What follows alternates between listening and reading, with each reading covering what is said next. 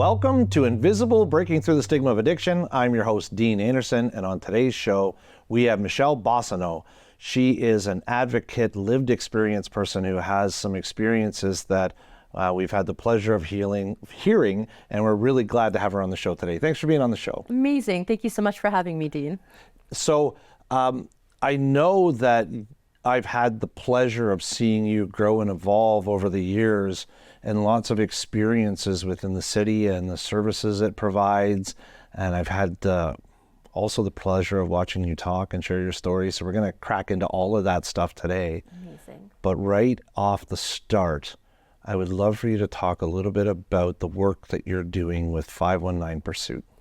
Yes, so 519 Pursuit is this absolutely amazing grassroots organization that helps other friends facing homelessness. And, you know, about, I would say 4 years ago, I had been homeless on the streets of London for 3 years. And I had the privilege of meeting Allison and Amber of 519 Pursuit while I was living on top of a heat grate and a box fort. And you know, at this point, I was an empty shell of a human being. I had no self-worth, no self-esteem, and I was living to use. That was it. And here came these women who offered me friendship and connection and love, something that, you know, I always craved, I always wanted. And, you know, every single time these women said, like, hey, you know, we would love to come and see you tomorrow. We would love to come and see you next week. You know, I would start off being like, yeah, sure, if you say so. But whenever they said they would come back, they would always come back and see me. And you know, I had my stuff stolen from me continuously.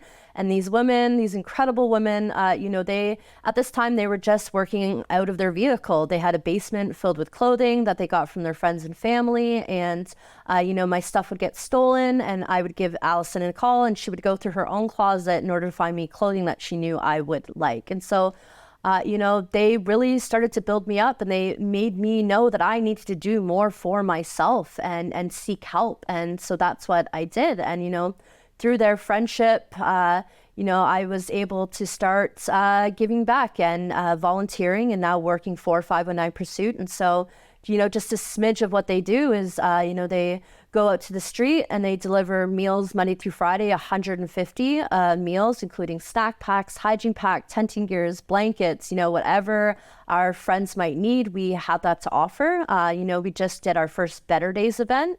And it's called Better Days because, you know, our friends are looking forward to those better days. And so we went to an encampment and we set up our little tent there and we brought pizza and we helped clean up their campsites and we made, you know, connection and we sat down and we had conversation and it was absolutely incredible. You know, for such a little organization, we try to do as much as we possibly can. And there's some things in the work that, you know, I don't know too much about right now, but I know it's going to be absolutely incredible. Amazing group of individuals filled with compassion and kindness and empathy, just spreading that joy all over the city. 100%. Wonderful. And they started really small. You said grassroots. Yes. So they started really small. Do you know any of that story? Yeah, so, you know, Allison, and I don't do her story justice, but okay. She comes from a small town and she never experienced homelessness where she grew up. And so she came here for school and then she saw the homeless community that was happening around us. And, you know, at the time she didn't really know what to do or how she was going to help. She just knew that it was a problem and something, you know, needed to be done. And so she started working as a security guard downtown and she would see how people would treat our friends, students and college students would treat the friends who would come to her workplace. And so she started to just introduce herself and have conversation with them and was like, whenever I'm working, you know, feel free to come back and ask for me and, you know, I'll do what I can. And so from there, she ended up working at the Western Fair, the casino. And, you know, at one point, the casino could be a place where our friends could come and like go to the bathroom and get warm and be there for a bit of time. And then, you know, the casino ended up getting sold to an outside party. And so when that happened, she ended up having to be the voice of exclusion. She ended up having to be that person where she had to say, sorry, like, you can't be in here. And so from there, she started to do research. So she started to learn and she has all these notebooks that she wrote all her ideas out that she wanted to do. And you know, from there, it's really funny. She made a crock pot of chicken noodle soup. And so she brought this crock pot of chicken noodle soup down to the men's mission and she asked this individual, like, do you want a bowl? And this person was so ecstatic because this bowl of chicken noodle soup had real chicken in it, and invited all his friends to come have one. And from there, she went home to her best friend, Amber, and said, like, we need to do something. And so that's kind of where 519 Pursuit started. Getting clothing from their friends and family, stuffing their basement, just going out of the street as two, young women, just offering friendship and support. You really know the story. I still don't do her justice, not at all, but.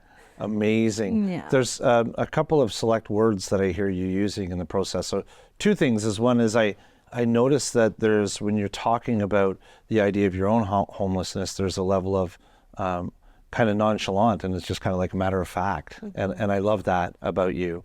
But also you're using the word, you're not saying clients or homeless or vagrants or any of those derogatory terms. You're saying friends, right? We go to help our friends. And I would love for you to talk a little bit more about that.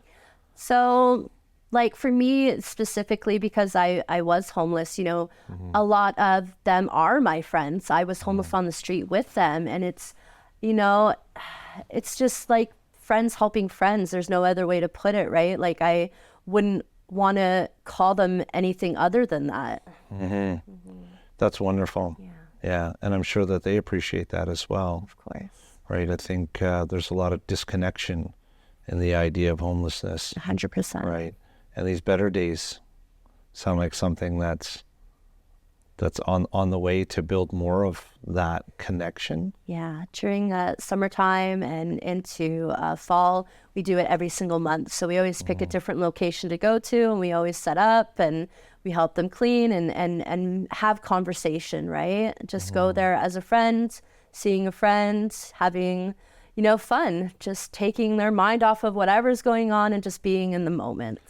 There's something, that I think a lot of society is like, well, and I don't want to put, my words into society's mouth, but I think there's something that's, people think that, those individuals, and this is going to sound crass, but it's, why do you need more fun? You're not even working. You're not even doing anything. What's the purpose of them being able to just have some fun?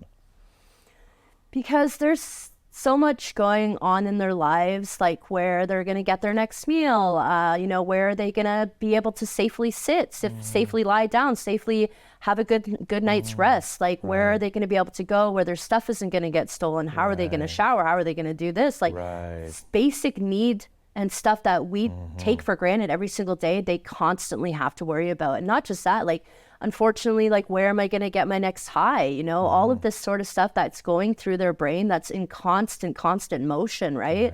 And just taking them away for that, just for a brief moment, to have a slice of pizza and have a conversation and just relax, and knowing that in this moment you are okay. That's beautiful.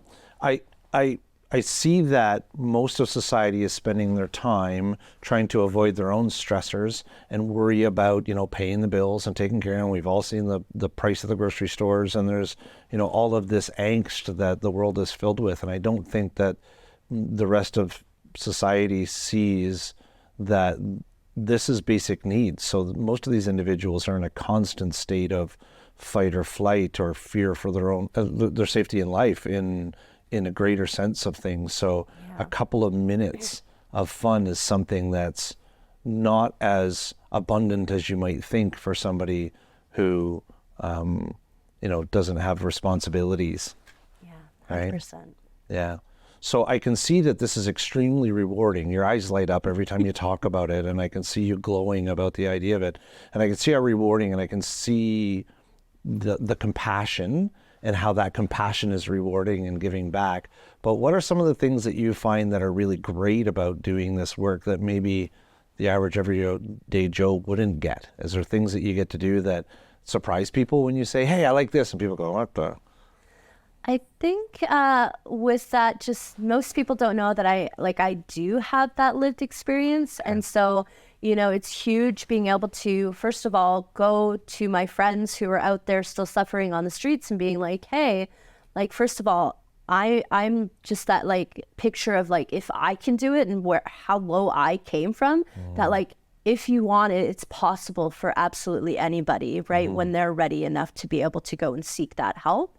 And secondly, you know, so often do I sit back in my room and I wonder, like, is this person still alive? When is the next time I'm going to see this person, you know? And so when I get to go out into the street and I see somebody who I haven't seen in years, it means literally so much to me, because you never know when somebody's going to drop from addiction and drop from an overdose, or, you know, being out on the streets.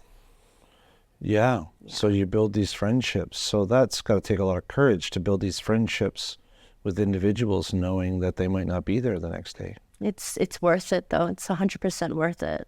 For those moments that we have. Yeah. And I'm going to ask you the same question on the other end of the spectrum. There's the obvious overdosing and death that happens in the street, which is horrible, and nobody wants to really dive into that. So we can see that the downfalls of the job would also be that. But are there other things that you would find that are more difficult that some of the average person wouldn't understand or get? I mean, dealing with the death and the homelessness in itself, but is there other things that maybe the viewers would learn from your experience? I think as well, it's really difficult when we give our friends somewhere that's, you know, not in my neighborhood, at a site, at a mine, and we put them in the backwoods somewhere, and we're just, you know, hoping that they're okay. And, you know, it's so difficult when you've been able to reconnect with somebody and, you know, start that conversation up and start that friendship with them, and knowing that, like, this is where they're going to be and we can come and see them, and then having them ripped from their, what they call their home, like their encampments and their little home, their setup where they make it their own, when, you know, the city, unfortunately, CRI team comes in and moves them out of the comfort of their safety net to somewhere completely different, and we don't know where our friends are. I think that's one of the most difficult things for me too, is like their supports don't know where they are now. Yeah. What does CRI stand for? Do you know? I have no idea.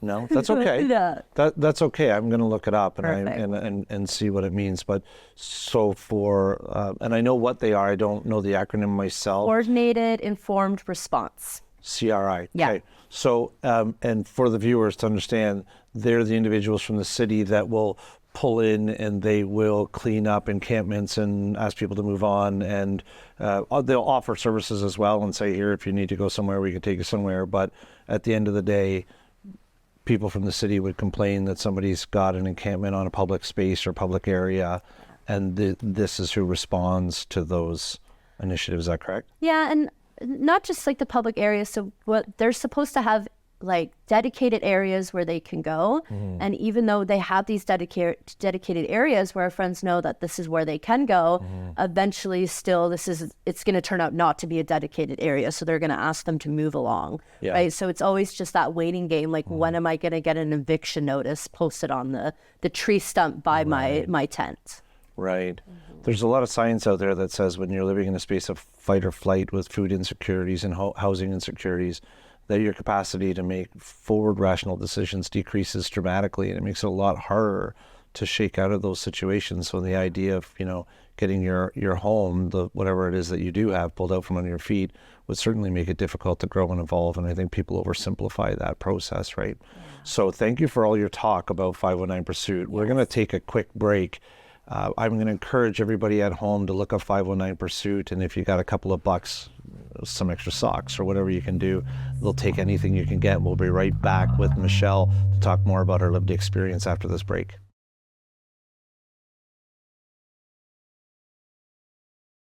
Welcome back to Invisible, and on today's show we have Michelle Boissonneault. Yes. It's spelt with all of these S's and E's and U's, and it's I'm assuming it's French. It's got an LT in the end and all that stuff. French. Very French. Yes. So I wanted to make sure, so I hesitated. Michelle, we had some great conversation already about 519 Pursuit and how you came to interact with them in the first place.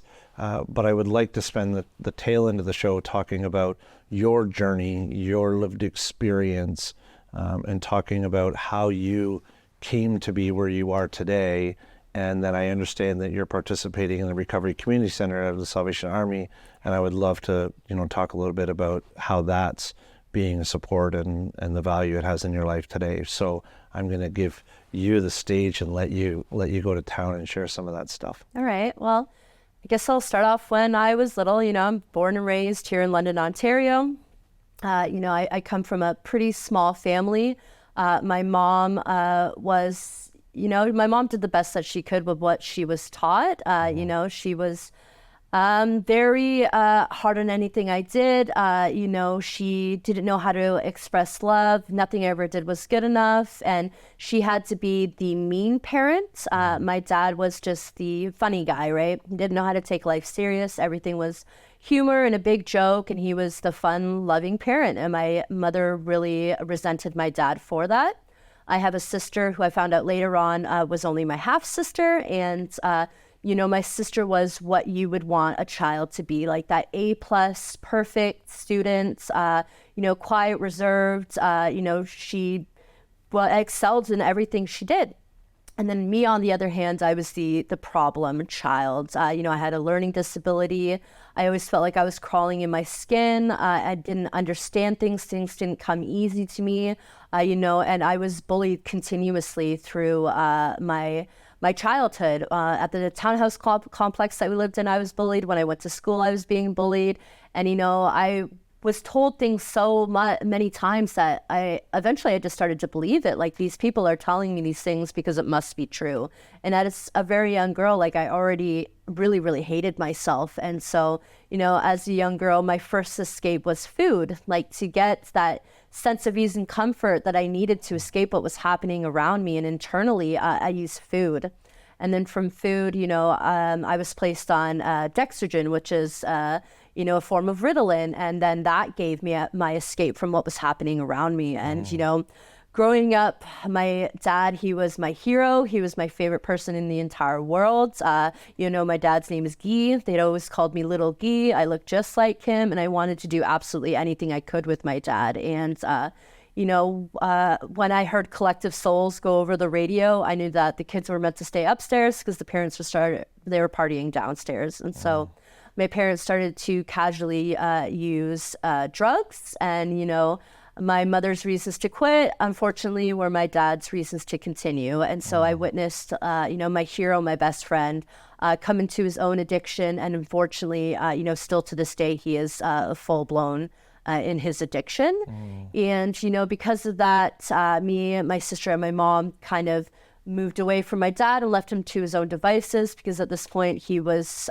shoving knives in doors and ripping apart electronics. And so, I had to leave my best friend behind and move in with my mother, who, unfortunately I didn't get along with, right? Like, I was that problem child. And at this point I was rebelling. I just didn't know where I fit into the world. I didn't know how to deal with the things that I was feeling internally, the separation from my dad, the bullying, being picked on, and not having anybody to talk about what was happening in my life, From the outside, we always had to look like this picture perfect family, but on the inside, we were not. And so, we moved in with my mother, and because of my sister being the star child, and this is around the time I found out she was only my half sister, my grandmother on my mom's side came and moved my sister out of the environment that was happening, the fighting and everything that happened when we were living with my mom.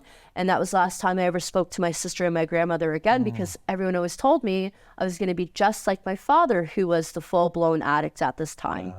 Yeah, so living with my mom, we would fight constantly, and then she would tell me to go move in with my dad. And when I lived with my dad, he would be working out of town Monday through Friday. He would come home on the weekend, and he would lock himself in his room to do drugs the entire time. And so, he would leave me with like $40, $60 for the week for groceries. And as a child, I wasn't taught how to cook. I wasn't taught how to clean. I wasn't taught any of this stuff. Like, I was getting junk food, and I was, sitting on my computer, escaping from life. And I was definitely not taught the necessary skills growing up to handle situations in my life. And, my first experience with drinking and smoking the ganja. Left-handed cigarettes. Yes, that right there. I did it at my dad's place because I knew he was going to be in his room, and that the thing where I always need connection. I always want friendship. I need somebody to love me. And I well, I had to chameleon to be someone other than who I was. I had to give gifts to people in order for me to feel like that they're going to be my friends. And so I invited a couple of friends from school over, and my first experience with drinking, I felt like I had arrived. I felt like I belonged. I felt confident, funny, like this is what I have to do the rest of my life in order to be okay with me. And so, that really started my downward spiral. My first time drinking, I had already crossed that invisible line, right? Like I drank to blackout drunk, absolute oblivion. And, from there, I didn't go to school anymore, moving out of my dad's place back to my mom's. I started hanging out with these people downtown London who smoked the left-handed cigarette, as you had said. And I thought that they were awesome. Like these are going to be my friends, right? They had this hippie vibe about them, not a care in the world. And I stopped going home. And one day I called my mom, and at this point, like I'm just like my dad, And I called my mom, and I either wanted money from her or I wanted her to come get me. And she was on the phone and she was crying. And she said, "Michelle, you're breaking my heart. You're just like your father. Please don't bother coming home at all." And so this is when I was like 18 years old. That was the first time I ever experienced homelessness. And I slept on a park bench until I was informed about the Salvation Army. And so through the Salvation Army, they brought me into, they gave me a home at 241 Simcoe, which was low income housing. Okay. Yeah. And so as a young girl who still had some form of innocence left in her, when I moved into there, it was absolutely taken from me. That's where I got introduced to my drug of choice, the things that I told myself I would never do, like intravenously use, sell myself in order to support my habit, rob people, lie, steal, cheat, all these things I told myself, like, I am going to just be like a good drug addict. These things I told myself I would never do, I started to check off, I started to do them, right? And, living in that building for 4 years, I got myself into situations that, I probably should have avoided, like allowing certain people into my home because they could give me what I needed, right? And I had a home for them to come into, being held at gunpoint, being hit in the face by both men and women, like these things that I just, didn't care as long as I could get high in order to not have to deal with what was happening, what I was feeling internally. And so I got evicted from there, obviously, but, while I was living there, I remember meeting an individual who worked at Detox. His name is Lars. And, he was such a beautiful human being. And, I knew he lived on the same floor as me at the Simcoe building. And so my face is gushing blood, and I'm knocking on his door, and I'm like, "I need your help." And he was like, "Let's call Detox." And so that was my first experience at Detox. I did not stay there. I made all the excuses in the world. I need to get back to my cats. I don't have keys. I don't have clothing. But the seed had been planted that that's somewhere that I could go that I knew was safe and where I could go to get some form of connection. So I went to the streets. I lived in the streets for 3 years where my addiction had just taken full force, through, living on the street and through my addiction. My mother passed away. I found out a month later. I missed her funeral. I found out over Facebook. My teeth rot out of my face. I wear dentures now. They're beautiful, but I still have dentures because of my using and not taking care of myself. I'd caught flesh-eating viruses. I had withered away into nothing. And I was just using to live. And eventually, I just wanted to die. I didn't see a purpose of life anymore. I didn't care. And right around that time where I just had admitted complete defeat, through that, I still had, I've been to Detox 28 times. I've been there quite a few times because that seed that first time had been planted that I could go there, and it was a safe place for me to go. And so, right around this time, I had met Allison and Amber of 519 Pursuits, and they started this connection and friendship with me. And I had got a very serious MRSA, like a flesh-eating virus. And Allison found out she was pregnant with her first child, who is the cutest little kid in the world. And she had to distance herself from me. And because of that, I was at the lowest point I had ever been. I was living on top of a heat grate at the corner of Dundas and Wellington. I had been there for 3 days, living in my own filth. I hadn't eaten. At this point, I wasn't even getting high. I just wanted to die. And I'd been there for so long that people were like walking over me in order to get to their bus stop.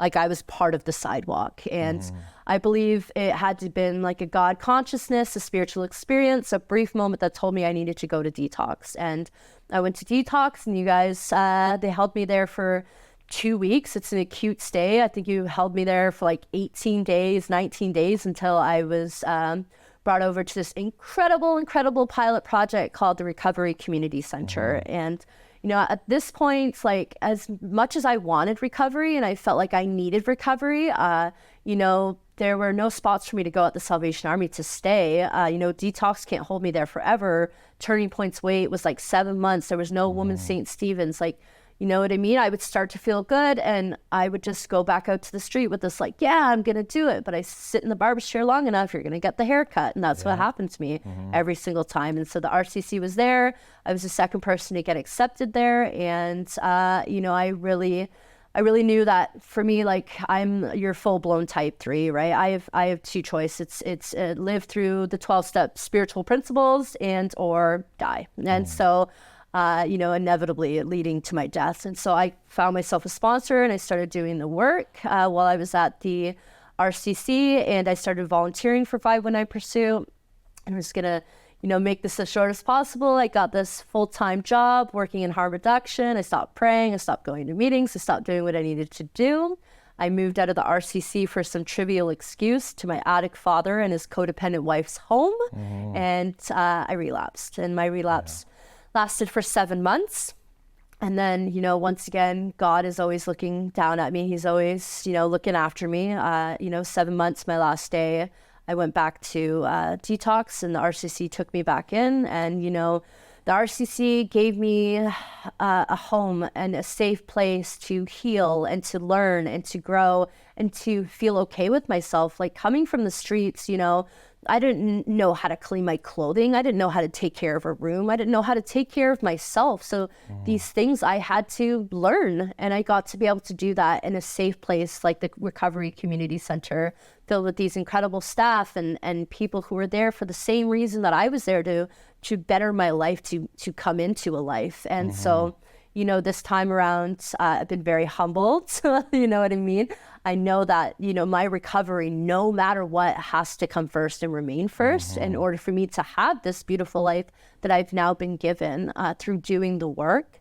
You know, I now have a part-time job with 519 Pursuit, where in my contract, it says my work is to be done around my recovery. So, you know, I get to work for my absolute best friend in the entire world, the woman who helped save my life. You know, still to this day, I just celebrated 2 years on April 25th. Congratulations. Thank you. I still live at the RCC. I'm going to take full advantage of it while I can, while there's the staff there, while I'm figuring out, like, you know, how to live the life that I want to live. And, you know, I get to sponsor other women, and I get to do incredible things where I get to go to Rotary clubs and these beautiful churches and get vulnerable and tell my story. And, you know, today, like looking back, you know, I hated my life. And today it's hard for me to find something that I dislike in my life today. That's awesome. Yeah. So that I zoom right through all that. I love it. I have a bazillion questions that I'd love to ask, but we've run out of time. Yeah. But I thank you so much for your vulnerability, and we take this pain and turn it into passion and purpose and helping other individuals. And it's such a beautiful thing that you get to do every day. And thank you so much for being on the show. And that was Michelle Boissonneault, and we'll see you next time on Invisible, Breaking Through the Stigma of Addiction.